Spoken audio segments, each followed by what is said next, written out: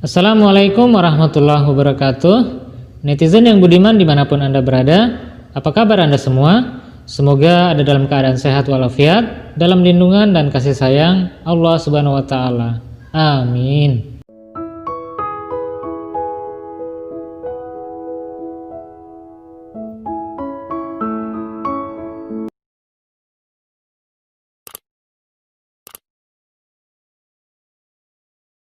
Di video kali ini, kembali saya akan menyampaikan sebuah kisah inspiratif, sebuah kisah yang mengandung hikmah, yang insya Allah akan menggugah keimanan kita.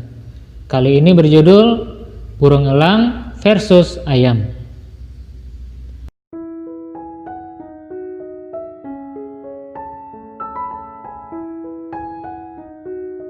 Alkisah, di sebuah lereng gunung yang curam, ada sebuah sarang elang yang berisikan 4 telur elang berukuran besar.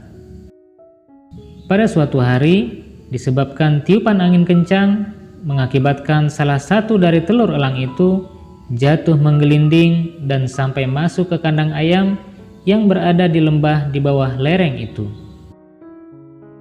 Induk ayam yang melihat telur elang itu berinisiatif untuk melindungi dan menetaskan telur elang itu. Dan beberapa hari kemudian, telur elang itu pun menetas dan seekor elang yang cantik pun terlahir. Sebagai induk ayam, ia pun merawat dan membesarkan elang kecil itu layaknya seekor anak ayam lainnya. Sang elang kecil pun sangat menyukai tempat tinggal dan keluarganya itu. Namun, semakin hari, tubuhnya semakin besar melebihi anak-anak ayam lainnya. Juga sayapnya semakin lebar terbentang. Sang elang juga merasakan ada semangat dalam dirinya untuk berteriak lebih keras dari sekedar suara kokok ayam lainnya. Hingga pada suatu hari, elang itu pun menatap langit dan melihat sekelompok elang-elang hebat terbang tinggi melayang-layang di udara. "Oh, hebat sekali burung-burung di atas itu. Andai saja aku bisa terbang tinggi seperti burung-burung itu," ucap sang elang. Mendengar itu, ayam-ayam di kandang itu pun terkekeh.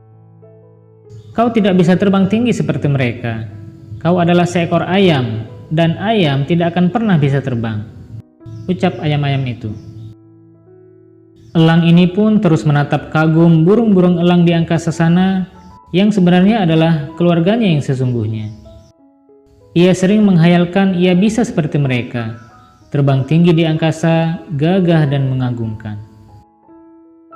Setiap kali elang itu membicarakan tentang impian-impiannya untuk bisa terbang tinggi seperti elang-elang di angkasa, ia selalu diberitahu oleh ayam-ayam lainnya bahwa ia hanyalah seekor ayam dan tidak akan bisa melakukannya. Dan setiap hari itulah yang elang pelajari dari teman-temannya di kandang ayam. Sehingga sang elang pun meyakini bahwa ia adalah seekor ayam dan tidak akan bisa terbang tinggi. Seiring berjalannya waktu, elang itu pun berhenti bermimpi untuk bisa terbang tinggi di angkasa layaknya elang, dan ia pun kembali menjalani hari-harinya sebagai seekor ayam. Akhirnya, setelah hidup lama bersama ayam-ayam lainnya layaknya seekor ayam, elang itu pun mati.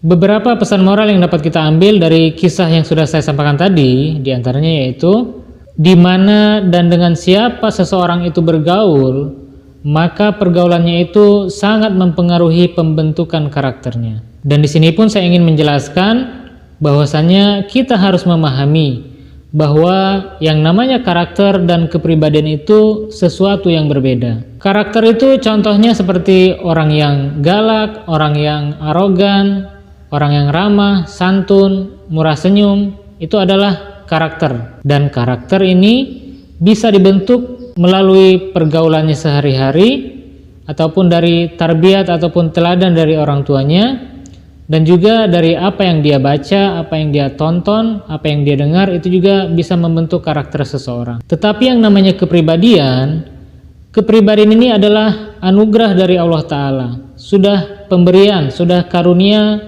dari Allah Ta'ala yang diberikan kepada setiap manusia. Dan setiap manusia memiliki kepribadian yang berbeda-beda. Tetapi dalam pengelompokannya, kepribadian manusia ini terbagi menjadi ada yang introvert, ada yang ekstrovert, ada yang sanguin, melankolis, koleris, ataupun plekmatis. Inilah yang disebut sebagai kepribadian. Dan kepribadian ini sudah karunia dari Allah Ta'ala.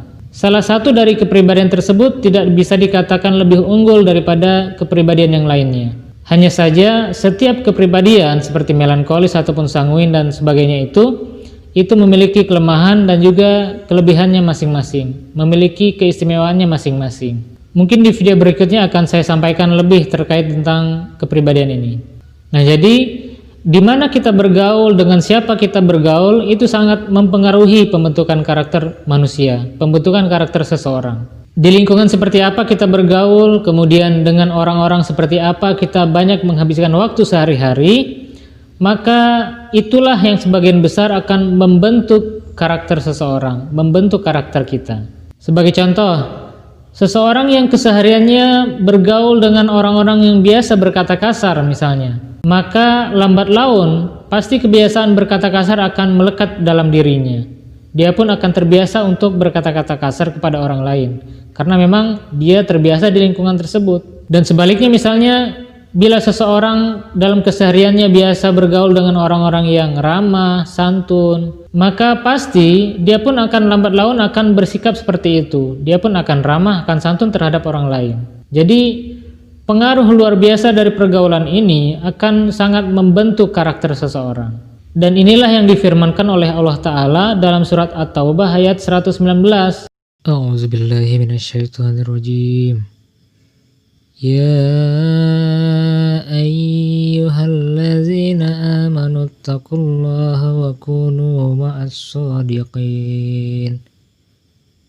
Hai orang-orang yang beriman, bertakwalah kamu kepada Allah, dan hendaklah kamu bersama orang-orang yang benar. Oleh karena itu, di sini pun saya ingin memberikan perhatian kepada para orang tua. Jika melihat anaknya berperilaku tidak baik, berkarakter tidak baik, misalnya sering membantah orang tua, berkata-kata kasar, tidak mau menurut, dan lain sebagainya. Nah, ini orang tua harus peka, harus melihat kepada siapa anak-anak itu bergaul, dengan siapa anak-anak itu berteman. Kemungkinan karakternya seperti itu, nakal dan lain sebagainya itu akibat pergaulannya yang tidak baik dengan teman-teman yang tidak baik. Jika anak-anak itu bergaul dengan anak-anak yang baik, anak-anak yang ramah, yang sopan, kemudian misalnya dia rajin beribadah, tentu saja dia pun akan berpengaruh seperti itu. Oleh karena itu, kita sebagai orang tua pun harus bijak dalam memberikan anak-anak itu kebebasan dalam bermain dengan teman-temannya. Bukan kita membebaskan kepada siapa saja anak-anak itu bermain, tetapi kita harus memberikan perhatian kepada anak-anak, apa saja yang baik dan apa saja yang buruk. Sehingga anak-anak itu akan bisa menilai mana teman-temannya yang bersikap baik dan juga bersikap buruk, dan mana yang harus diikuti dan juga mana yang harus ditinggalkan. Oleh karena itulah, kita sebagai orang tua harus banyak memberikan tarbiyat terbaik kepada anak-anak kita. Harus banyak memberikan teladan yang baik kepada anak-anak kita, sehingga dimanapun anak kita bergaul, maka dia akan lebih kuat pengaruhnya dari tarbiyat dari diri kita sebagai orang tua, ketimbang daripada pergaulannya dengan teman-temannya. Jika pergaulannya baik, maka insya Allah dia pun akan berkarakter baik. Tetapi yang terpenting adalah bagaimana tarbiyat, perhatian dari kita sebagai orang tua itu akan sangat membentuk karakter anak kita, sehingga dia pun akan memiliki akhlak yang baik. Demikianlah beberapa hal yang dapat saya sampaikan. Mudah-mudahan apa yang saya sampaikan ini dapat dipahami dan kita semua dapat mengamalkannya dalam kehidupan kita sehari-hari. Dan jika Anda menyukai video seperti ini dan jika dirasa channel ini bermanfaat, kami sangat mengharapkan dukungan Anda semua dengan memberikan like-nya dan juga subscribe, dan juga silahkan di-share ke semua media sosial yang Anda miliki. Dan jika ada hal-hal yang ingin disampaikan, silahkan tulis di kolom komentar. Saya Ahmad Nuruddin Deng Patapa, mohon pamit undur diri. Love for all, hatred for none. Wassalamualaikum warahmatullahi wabarakatuh.